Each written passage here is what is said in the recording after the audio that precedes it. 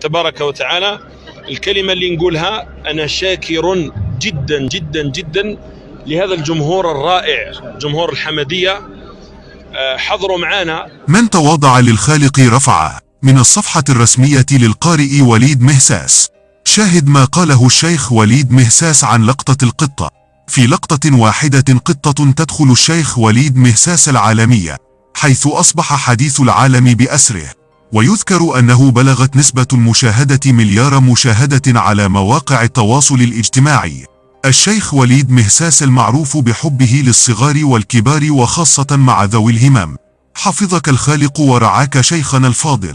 من قبل صلاة المغرب، ما نقولش من بعد المغرب، من قبل المغرب بعد العشاء، يعني كان حضور جميل جدا، ما تحركوش، كانوا منصتين، كانوا في صبر كما قال لك الشيخ، كانوا في حسن أدب مع القرآن الكريم، في هدوء، في سكينة. عشنا يعني ساعتين من أروع الساعات في حياتنا مع القرآن الكريم. ربي يحفظ الحمدية إن شاء الله، آمين. وربي يحفظ ولاد خلوف، آمين، جميعا.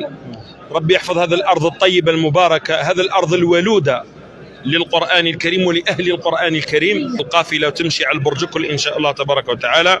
والسلام عليكم ورحمة الله وبركاته.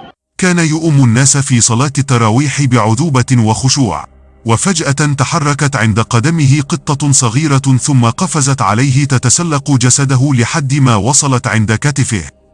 وبالرغم من أن رد الفعل الانفعالي في هذه الحالة هو الارتباك من تحرك جسم غريب عند القدم أو إبعاد القطة باليد عن الجسد، إلا أن فضيلة الشيخ وليد مهساس كان عنده ثبات انفعالي في التعامل مع القطة، لدرجة أنه ساعدها بيده في تسلق جسده حتى لا تسقط على الأرض.